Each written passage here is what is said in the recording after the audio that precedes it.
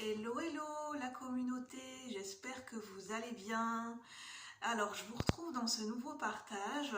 Déjà, je souhaite la bienvenue et un merci à ceux qui nous rejoignent, à ceux qui se sont abonnés, qui font partie, vous faites partie de cette communauté Cœur Royal. Donc, bienvenue à tous et à toutes. Merci, et bien merci de votre visite, de votre présence. Voilà, et j'espère que vous trouverez que les partages que je propose résonneront avec votre vibration et ce que vous avez besoin pour le moment. Dans les besoins, je dirais les besoins plus profonds, voilà.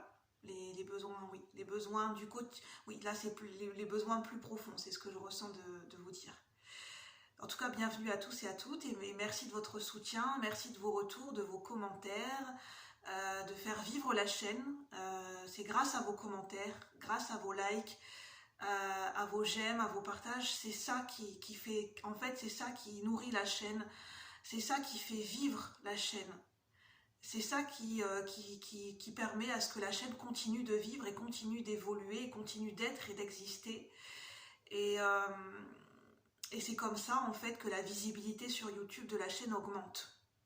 Et voilà, et je vous encourage donc à continuer parce que c'est comme ça, tous ensemble, que nous allons pouvoir faire vivre cette chaîne, la chaîne Cœur Royal. Donc merci à vous et merci aussi à moi-même et merci à nous tous. Alors, je vous retrouve parce que depuis ce matin, je sens que j'ai des messages à faire passer. Alors comment je le sens? J'ai un ressenti, j'ai une impulsion, ça me revient en tête en fait. Des fois ça me revient dans mes pensées. Et là cet après-midi je voulais aller faire un tour dans un magasin.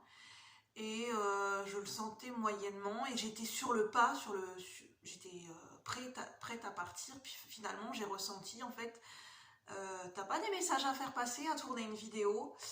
Et je ne l'ai pas ressenti comme une obligation, hein, mais j'ai ressenti que c'est important. C'est important que je tourne la vidéo et que je transmets les messages. C'est ça, être aussi dans... canaliser des messages et être canal. Voilà, quand on canalise... quand on a un instant T, on canalise des messages, c'est pas pour les garder pour nous, hein. Si c'est des messages collectifs et généraux qui peuvent parler à plusieurs personnes, c'est pas de les garder jalousement pour moi, ces messages, c'est de les partager, bien évidemment. Non, je vais garder mes messages pour moi, je vais canaliser, et puis voilà, je dis rien à personne. Non, les messages que je canalise sont pour tout le monde, hein, ils sont pas que pour moi-même. Hein. Ils sont là justement pour être canalisés, pour être retransmis, pour être partagés, pour être diffusés à ceux et celles qui ont besoin d'entendre ce message à un instant T, bien sûr. Donc n'oubliez pas de garder votre discernement, de garder votre libre arbitre, de bien écouter votre intuition, et si ce message est pour vous, vous allez le ressentir au plus profond de vous-même, vous allez sentir que ça va matcher, que ça va vibrer. Alors ce matin, j'ai écrit, parce que j'écris tous les matins maintenant, et en fait en écrivant, je me suis levée de bonne heure. Hein. Hier, j'ai eu du mal à écrire. J'ai vraiment eu beaucoup de mal à m'y mettre. J'étais facilement distraite parce que j'étais pas très en forme hier au matin. Je m'étais levée avec un mal de ventre et avec un mal de crâne. Et j'arrivais pas à écrire, mais voilà, je me suis quand même tenue à... Je me tiens à l'objectif d'écrire tous les jours. Et de ce fait-là, aujourd'hui, ça a été un peu mieux. Disons qu'aujourd'hui et hier, mon écriture était moins fluide que les jours et les semaines précédentes, que la semaine dernière. La semaine dernière, j'ai canalisé de manière fluide, et là, c'était, comme j'étais pas très en forme et un petit peu distraite et déconcentrée, c'est venu petit à petit. En fait, je me suis rendu compte que je canalisais.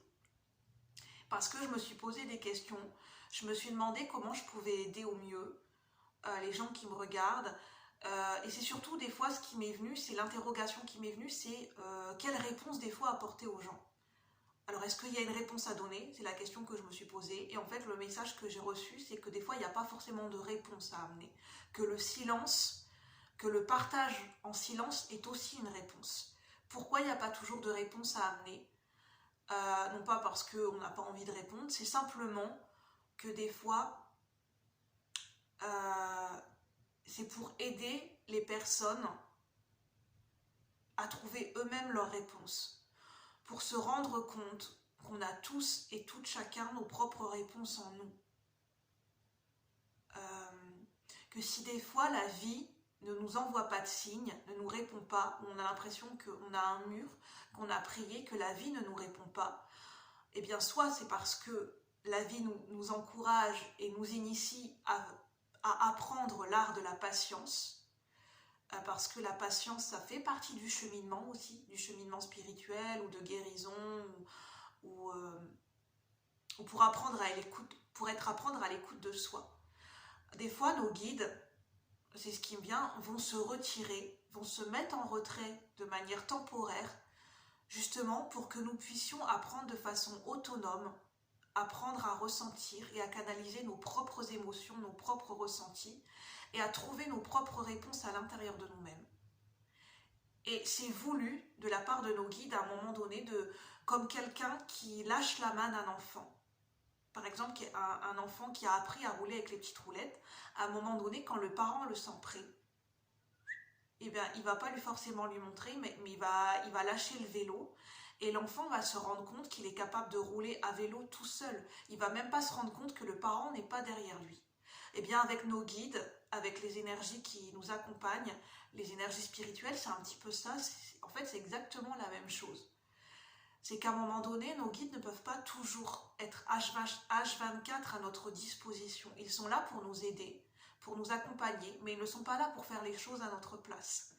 Et croyez-moi que cette leçon, des fois je l'ai eu en travers de la gorge, de me rendre compte que les guides ne sont pas là pour faire les choses à notre place.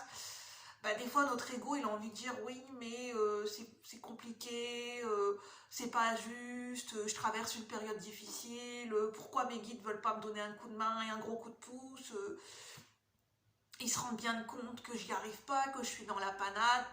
Oui mais justement c'est fait exprès. C'est fait exprès parce que sans cela on ne se rendrait pas compte de nos capacités, de notre force intérieure. C'est pour nous autonomiser sur notre chemin spirituel, notre chemin de guérison, peu importe comment vous l'appelez selon vos croyances. Voilà déjà le premier message que je voulais transmettre, c'est aussi un message pour moi-même, clin d'œil à mes guides, que pour dire vive l'autonomisation. Si vous êtes aussi en période d'initiation pour apprendre à vous autonomiser, voilà, je suis là aussi, je suis sur ce chemin. Et des fois on est frustré, des fois on a envie, c'est même pas on a envie, on se victimise de se dire non mais là vous foutez pas un petit peu de non mais c'est de l'humour. Alors qu'est-ce que j'ai écrit ce matin pour ceux à qui ça va parler?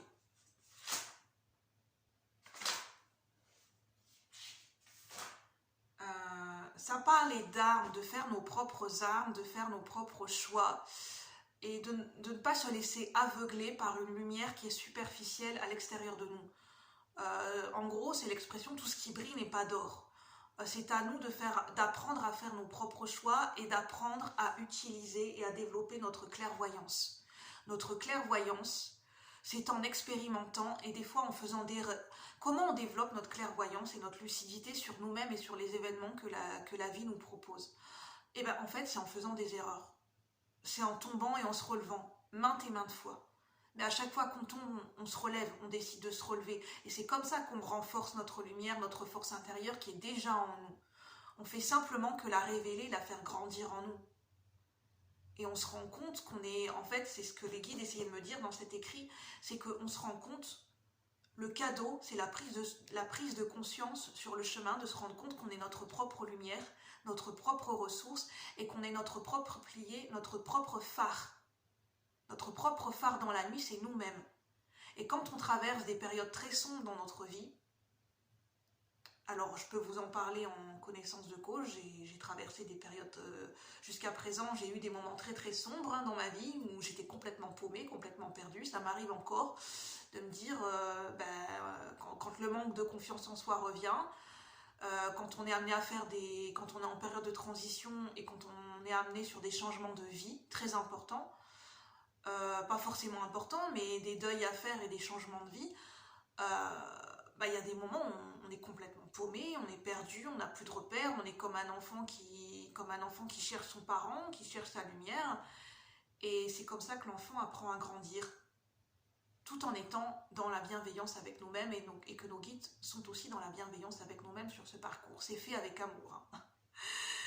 Et c'est ça le but, à mon sens, de ce que j'ai canalisé, la nuit noire de l'âme, quand on traverse plusieurs nuits noires de l'âme, c'est pour nous rappeler justement qu'on est notre propre maître, que c'est nous qui sommes maîtres à bord, que c'est nous qui gérons et qui créons notre vie.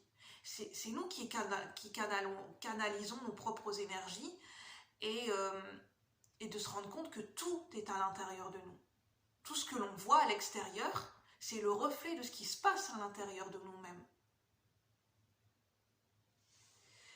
Et je vais voir si j'ai d'autres choses à vous transmettre. Donc d'apprendre à développer et à cultiver sa clairvoyance, et c'est en expérimentant que de plus en plus on développe cette clairvoyance et cette intuition, c'est de ressentir et de voir au-delà du voile de l'illusion. Le voile de l'illusion, c'est ce qu'on perçoit à travers notre ego et notre personnalité, l'identité que l'on s'est créée à travers notre ego, à travers nos blessures. C'est quand en fait on s'est défini inconsciemment à travers nos blessures. Alors nos blessures, quelque part, elles font partie de nous, mais elles recouvrent, en fait elles mettent un voile, elles recouvrent l'être authentique que nous sommes à l'intérieur de nous-mêmes. Nous ne sommes pas nos blessures. Nous sommes bien plus que nos blessures. Mais c'est à travers nos blessures que nous expérimentons et que nous grandissons.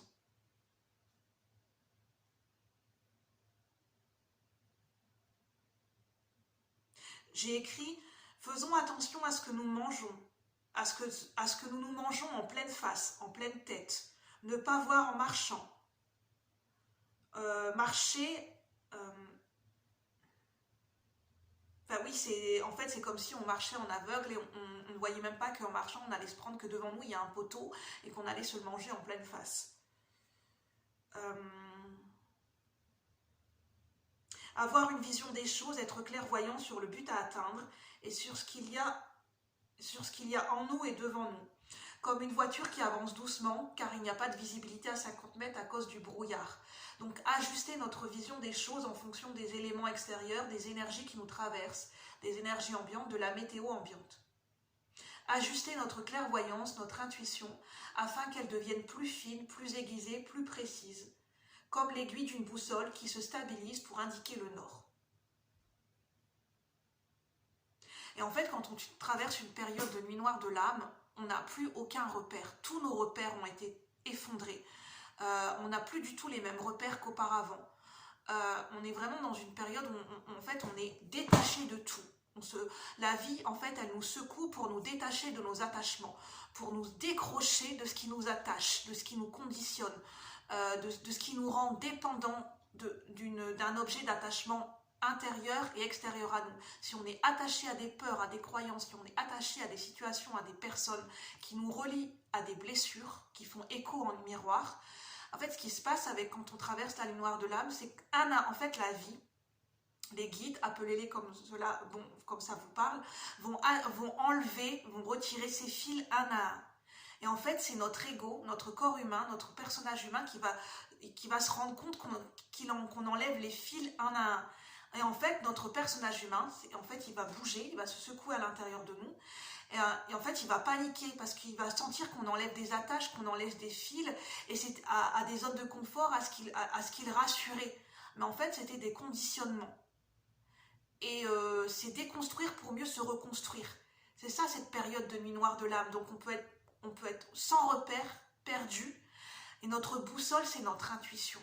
Notre boussole, à ce moment-là, quand on ne voit plus clair, quand il fait sombre, c'est quoi notre lumière, notre phare dans la nuit? C'est nous-mêmes. C'est de faire cette introspection pour aller plonger à l'intérieur de nous-mêmes et pour découvrir qu'on est ce phare dans la nuit, pour nous éclairer nous-mêmes et peut-être éclairer d'autres personnes, et que, se déconstruire pour mieux se reconstruire, et c'est renaître de ses cendres, et qu'est-ce que j'allais dire? Et c'est pendant cette période donc qu'on apprend de nos blessures, qu'on guérit, qu'on grandit, qu'on sort de nos attaches et qu'on qu'on apprend à développer, à cultiver et à maîtriser notre clairvoyance et notre intuition. Et au fur et à mesure de nos guérisons, notre intuition va devenir de plus en plus fine, de plus en plus puissante. On la captera mieux en fait. On sera beaucoup plus à l'écoute et beaucoup plus... On sentira quand notre intuition sera présente en nous, quand elle essaiera de nous guider. En fait, ça sera un moyen de communication qui sera fluide avec notre intuition. On ne se posera même plus la question. Petit à petit, on saura quand elle sera présente et qu'elle aura un message à nous transmettre à travers notre troisième œil, à travers nos ressentis corporels, nos sensations, notre instinct, à travers des fois des pensées qui nous traversent. Et comme par exemple, moi, cet après-midi, je ne sentais pas, juste avant de partir, j'ai ressenti que c'était pas le bon moment d'aller faire un tour dans ce magasin.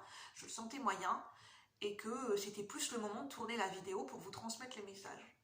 Eh bien, je me suis écoutée, j'ai écouté mon intuition et je tourne cette vidéo pour vous transmettre les messages. Et effectivement, en me laissant guider, je me rends compte qu'il y avait d'autres messages à faire passer.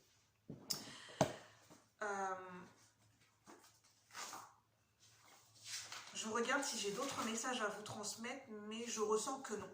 Je vous ai transmis en canalisation, grâce à mes ressentis, tout ce que je pouvais vous transmettre, tout ce qui était nécessaire, tout ce qui me semble juste à vous transmettre ici et maintenant pour le collectif, pour le plus grand nombre, pour ceux qui résonnent avec ce message. Donc si ce message a résonné, n'hésitez pas à liker, à commenter, à partager, à vous abonner si le cœur vous en dit, si vous vous sentez appelé à faire partie de cette communauté. Moi, je vous retrouve bientôt pour de nouveaux partages. Je vous souhaite de passer de bonnes fêtes de fin d'année, selon comme vous le ressentez. Et je vous dis à bientôt pour de nouveaux partages. Bye bye la communauté, merci. Au plaisir.